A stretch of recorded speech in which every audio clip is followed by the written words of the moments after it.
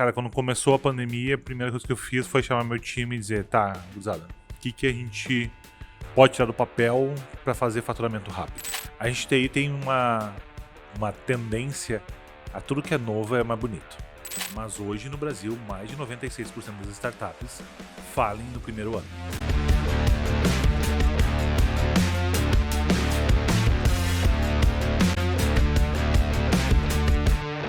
Pessoal, estamos aqui continuando com o último convidado palestrante, o Thiago, ele que é gerente de TI do Grupo Orval, tem MBA de gerência de projetos, né? E já está há mais de 25 anos na área de TI, né?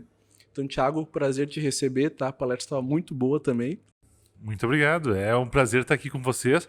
Repetir, né? Segundo ano do evento, segundo ano com vocês aqui, né?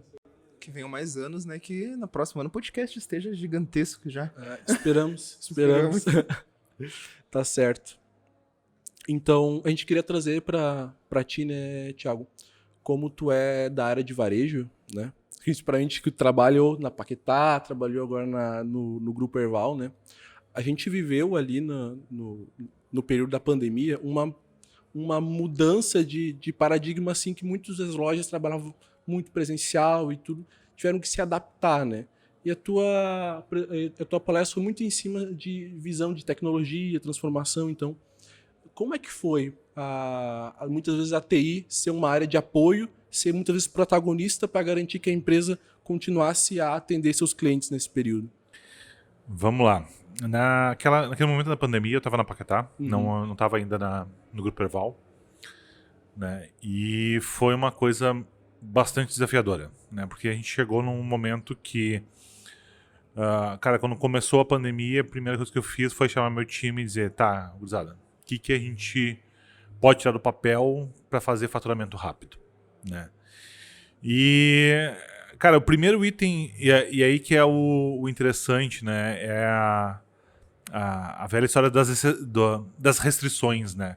Quando tu não tinha mais loja, o pessoal falou, tá, e por que a gente não bota o pessoal que está em casa para vender?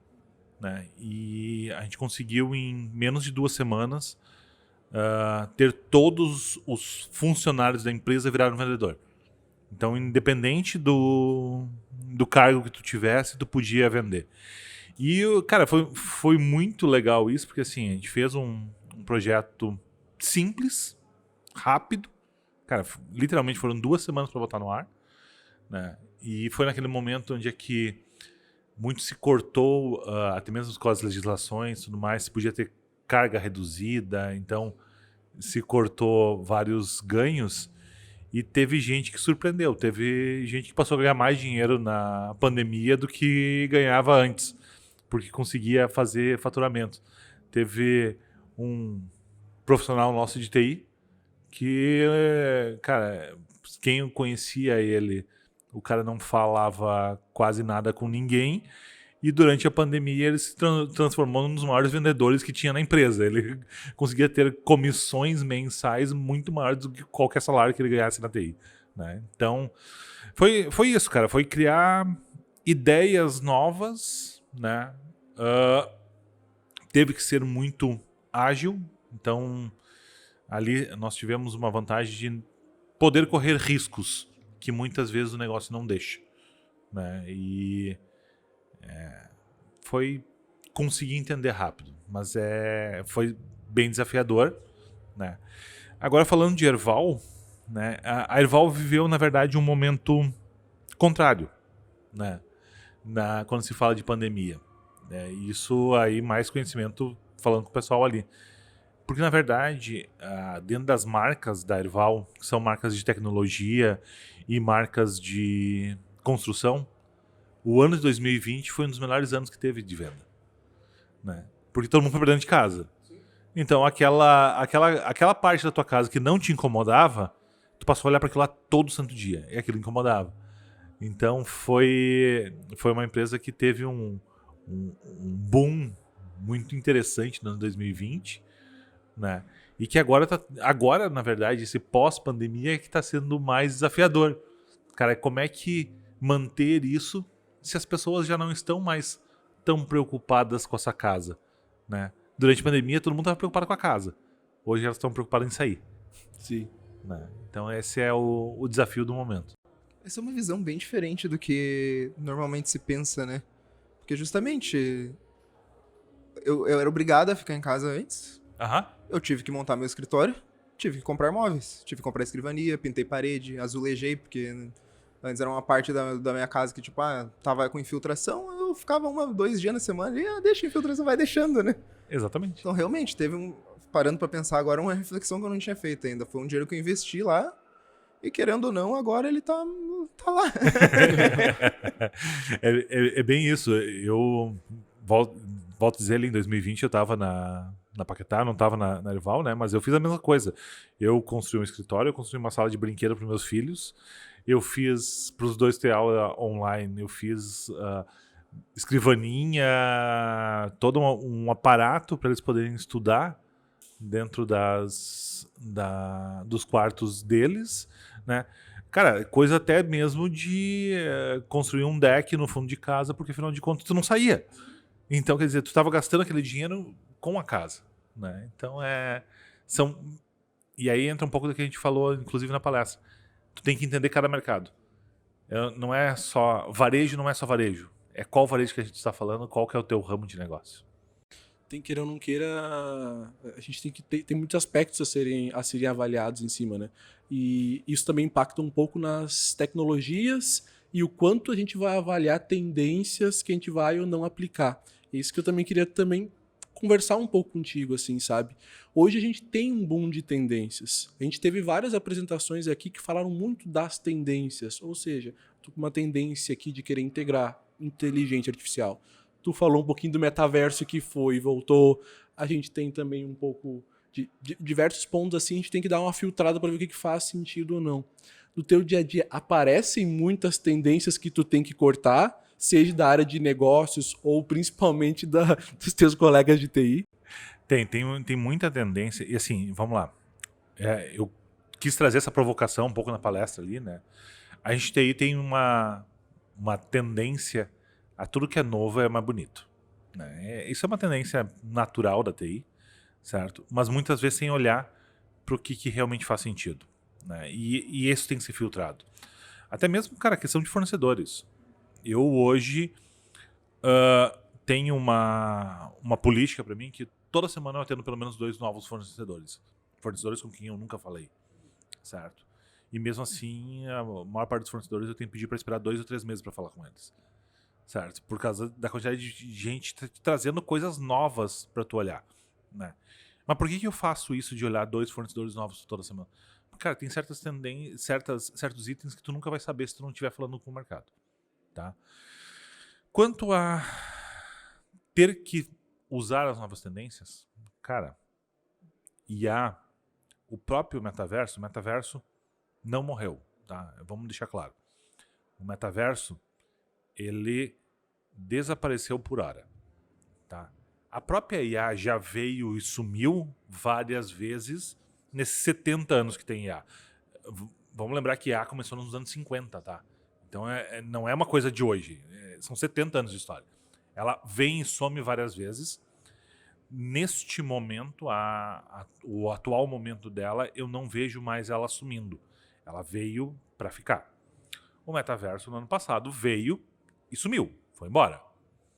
Mas ele vai voltar, tá? É só uma questão de qual o momento que ele vai voltar, certo? Então tem que estar sempre acompanhando tudo isso que está acontecendo, mas não dá para querer surfar a primeira onda, sempre, tá? Tem certas coisas que sim, tu vai ter que ser arrojado, mas principalmente quando tu tá falando de empresas consolidadas, certo? Tu tem que pegar as primeiras ondas, mas não a primeira. Porque a primeira vai ter muita gente caindo. Eu acho que essa tua fala foi bem interessante, assim, né? Principalmente porque tu vem de... Querendo que era Erval, é uma indústria, então daqui a pouco tu tem muita visão de indústria até dentro da TI, né? E tu tem também essa visão de varejo, né? E muitos dos nossos colegas, às vezes, estão prestando serviço para empresas que são de tecnologia. Então, às vezes, tem essa visão de já inovar mais rápido.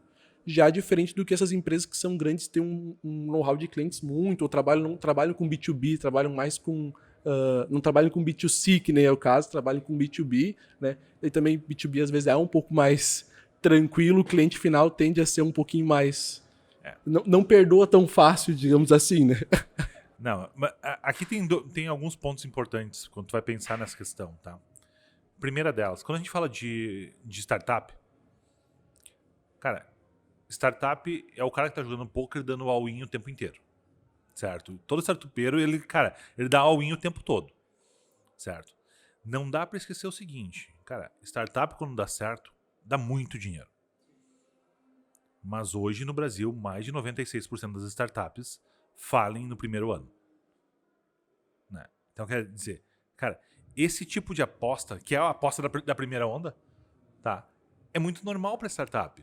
E, cara, é o que vai te diferenciar. É o que vai fazer esses 4% ganharem dinheiro muito rápido. Agora, quando tu vai falar de empresas consolidadas, cara, tu tem que ter... Tu não pode dar all-in.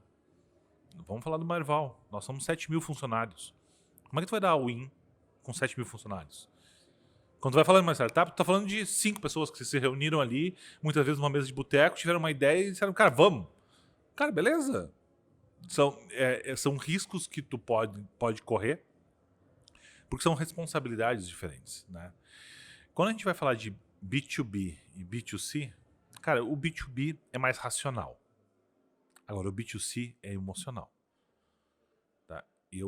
Ano passado, quando a gente esteve aqui, eu falei de uma empresa que é concorrente de uma das empresas da Erval, cara, que eu deixei de comprar há muitos anos. E não foi por causa da Erval, porque eu não estava na Erval ainda, eu estava trabalhando com calçado, certo? Porque, cara, a minha experiência lá, eu fui 2 vezes, tentei comprar e, cara, a experiência foi péssima. E eu não volto mais lá. Certo? Então, o cliente, pessoa física, ele é emocional.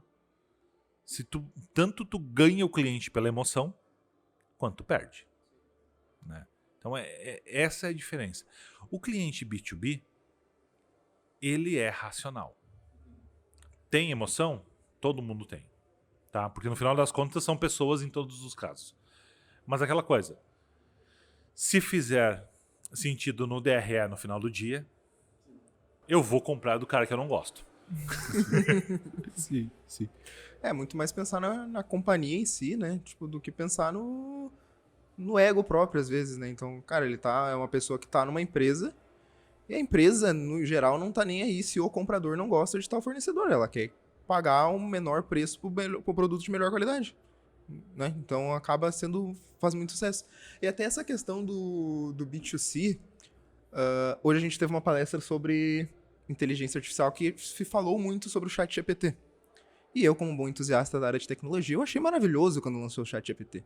E eu entreguei pra minha namorada, que é da área de humanas, olhar o ChatGPT e eu falei, olha só, isso daqui é muito legal. E ela, não gostei. Não me ajuda em nada. Eu, como não? Olha que ele me gera código de pronto e ele me responde pergunta e ela... Legal. E foi um baque pra mim.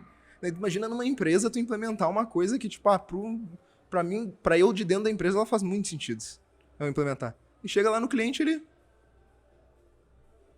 Tá bom, não mudou nada na minha vida. Foi investido dinheiro, mas pra mim não fez diferença, sabe?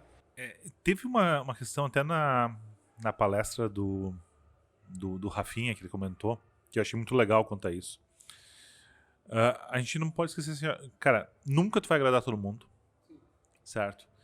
A maior parte das pessoas que vão te falar são as que vão te criticar, não são as que vão te elogiar, tá? Mas quando tu vai olhar para novos itens, tu tem que pensar no que vai impactar o teu cliente, mesmo que ele não esteja te falando, tá? Então o ChatGPT, por exemplo, é um bom exemplo.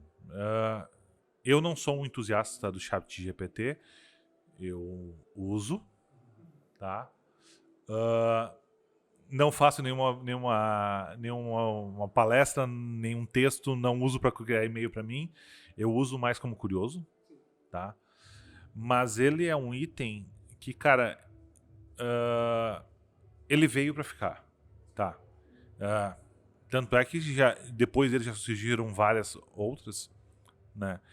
E existem 2 opções. Ou tu te alia a ele, certo? Ou ele vai te engolir. Então, é um item que realmente ele veio com muita facilidade, mas ali tem um ponto no ChatGPT, e aí toda IA, tá? Que vai mudar em uma coisa, na minha opinião, significativamente a humanidade. Nós aprendemos a vida inteira a responder. A gente nunca aprendeu a perguntar. E o ChatGPT, ele só é bom pra quem sabe perguntar. Se tu não souber perguntar, cara, tu vai fazer pergunta ruim, vai vir pergunta ruim. A gente começou um programa lá na Erval de estágio, certo? E eu tava conversando com os estagiários essa semana, né? Isso gurizada de segundo grau, que não é técnico, certo? Foi voltado pra essa linha. E a gente comentou exatamente disso, cara. É aquela questão assim, para e pensa que os próprios professores de escola, quando vão fazer uma prova, fazem um monte de prova com perguntas péssimas. Qual a sua opinião sobre IA? Se eu responder, a minha opinião é que é uma droga. Cara, é minha opinião. O professor vai me dar errado. Tá? Então, porque mesmo uma profissão que ela já há muito tempo deveria saber perguntar, ela não é ensinada a perguntar. Então, este é o maior desafio que a gente vai ter daqui pra frente com a IA. E quem é bom em perguntar, tá se dando bem com o ChatGPT. Quem não é bom em perguntar, ou tá se divertindo com o ChatGPT, ou odeia ele, tá? É muito interessante. Acho que o ponto que o Thiago colocou, né, Matheus? Em resumo, eu não preciso saber a resposta, eu preciso saber a pergunta certa. Sim. Em resumo, porque, queira ou não queira, a resposta a gente já sabe que nem sempre a gente vai ter, né? Mas a gente já sabe quem tem a resposta, né? Exato. Tu sabe uma coisa que é... Eu vou te dizer um exemplo de uma carreira que às vezes é muito criticada mundo afora, que é o tal do consultor. Né? Todo mundo... Cara, quando vai um consultor para a empresa, aí sai o consultor de lá, ele apresenta uma dúzia de sugestões a serem feitas, e as pessoas chegam lá e dizem assim, não, mas eu sempre falei isso. Não. Tu falou aquilo e tu falou mais 20 porcaria. Mas ele soube fazer as perguntas certas para pegar quais eram as respostas certas a serem utilizadas. O trabalho de um consultor é uma pessoa que sabe perguntar. A vida dele é essa. É perguntar para ter as respostas certas, para ter os caminhos corretos. É só isso que ele faz. Certo? Agora imagina que nós agora temos uma ferramenta na mão que ela dá essas respostas. Quando a gente fala de alucinação dessas ferramentas, para e pensa o seguinte. A maior parte das alucinações que elas têm são por perguntas ruins. Ele vai dar um jeito de responder. Agora, quem perguntou foi tu. Cara, é muito impressionante que com isso está surgindo profissões, né? Com certeza, a gente estava conversando antes que quais funções dentro da TI ou quais profissões talvez com o tempo começam a desaparecer, né? Mas é impressionante que está começando a vir, por exemplo, engenheiro de prompt. Uhum. Uma profissão que basicamente é a pessoa entender como o modelo funciona, entender quais modelos disponíveis e tu fazer boas perguntas. É só. Né? Só isso. É o auxiliar do consultor, basicamente. Cara, agora tu imagina, tá surgindo uma profissão pra isso, que paga bem, tá? E uma coisa assim, cara, o pessoal muito fala em profissões do futuro, em profissões que estão surgindo, profissões que vão sumir. Cara, o tempo inteiro tem profissões surgindo. Nós somos de TI. Parem e pensem, há 15 anos atrás, 20 anos atrás, a maior parte das profissões que nós trabalhamos hoje não existiam. Testador não existia. Existia a qualidade da indústria, que depois virou, a gente entendeu que por isso valia. Mas testador era uma profissão que não existia. Tu tinha testadores, mas não era uma profissão. Né? Nós estamos usando o exemplo daqui. Certo? Então, assim, a quantidade de profissões que estão surgindo e desaparecendo o tempo inteiro é muito grande. Mas, se tu parar para olhar, é só modificações da mesma coisa. qualidade industrial existe há século. E nada mais é do que o testador é o cara que faz a qualidade industrial de software. Só isso. Ou seja, é a mesma profissão. Mas ela é diferente. Até porque se a gente olhar para engenharia de software, poxa, a gente aprende já na faculdade que os primeiros métodos de desenvolvimento são métodos baseados em outros modelos. Por exemplo, baseado em criação de carro, engenharia civil, coisa. Então segue muito essa linha. Outro exemplo na tua linha, DevOps. DevOps é uma profissão muito baseada no que a gente conhece do pessoal de infraestrutura e tal, que juntou um pouco com desenvolvedor, né? Então são realmente... e é um mercado em constante evolução. Algumas saem, né? Por exemplo, hoje em dia se usa muito cloud, então às vezes o pessoal de infraestrutura mas vai surgir um DevOps. Na verdade é a mesma pessoa se adaptando muitas vezes, né? Exatamente. É a constante adaptação. Cara, o que mudou de 100 anos para cá é só uma coisa: a velocidade. Há 100 anos, de uma geração para outra, eu precisava me adaptar. Hoje, a cada 2, 3 anos, tu tá fora do mercado. Certo? Teve um dado que foi passado numa palestra que eu vi ontem, no Sapiranga Summit, que a Marta Gabriel trouxe, que hoje se entende que uma pessoa tem que aprender uma nova habilidade a cada mês. Para eu me manter atualizado, eu tenho que conseguir aprender uma coisa nova todo mês. Vocês já pensaram, cara, todo mês eu tenho que aprender algo novo. Isso é difícil. Essa é a velocidade que a gente está. O que mudou não é que agora é diferente, só é mais rápido. E põe mais rápido nisso. Bem mais rápido.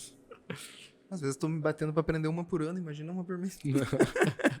E com o passar do tempo fica mais difícil, né? Fica mais difícil. E daí acaba dando mais oportunidade para as pessoas que realmente querem estar naquele lugar, né, cara? Então, eu por muitas vezes, eu já comecei diversas faculdades que hoje eu percebo que eu comecei elas no momento errado porque eu comecei por começar. Então eu não dava engajamentos, eu ia mal nas provas, eu desistia. Eu começava de novo, eu não dava importância e desistia. Então hoje eu entendo que nem isso que tu comentou. Hoje eu preciso aprender rápido, mas eu preciso me focar para aprender. Não adianta eu só querer ir lá aprender por aprender e vou botar no currículo e quero expor lá no meu LinkedIn. Eu realmente tenho que ter essa vontade para aprender, para fazer, para ser diferente de um profissional convencional. Vamos lá. Cara, e quando eu falo aqui em aprender, vamos só diferenciar uma coisa. Uma coisa é currículo e a outra coisa é aprendizagem, certo? Se eu for pensar em aprender uma coisa por mês que vai a ponto de ir pro currículo, quero ver alguém fazer isso. Tá? Então, assim, eu tenho uma graduação, tenho 2 MBA, tenho vários cursos de especialização, mas, cara, a todo mês tu tem condições de aprender algo novo, algo que tu não sabia, ou alguma melhoria no que tu já sabia, algum processo a mais, alguma coisa a mais. Só que isso não vai pro teu currículo. Então, currículo e aprendizagem são duas coisas diferentes. Se eu for pensar em currículo, eu tô ferrado, cara, porque eu me formei em 2004, de lá pra cá eu fiz só 2 MBA, né? Então, cara, eu já tô defasado pra caramba. Mas Thiago, a gente vai fazer mais curtos episódios, mas eu já vou deixar o convite, né, pra gente poder te convidar para um episódio full de 1 hora ou 2 em algum momento, pra gente escolher um tema e ficar nesse tema até não ter mais o que sugar da laranja. E foi um prazer ver tua palestra de novo pelo 2º ano. Espero que no ano que vem a gente possa ouvir mais um pouco sobre os teus assuntos, tá? E muito obrigado por dedicar um pouquinho do tempo para participar com a gente aqui do podcast, tá? Eu que agradeço, cara, foi um prazer. Vamos ver se ano que vem eu tenho... Porque assim, ano passado foi um assunto, esse ano é outro. Ano que vem tem que ter outro assunto, cara. Mesmo assunto eu não trago 2 vezes não, tá? Você tem 12 assuntos para aprender até lá, né? Um por mês.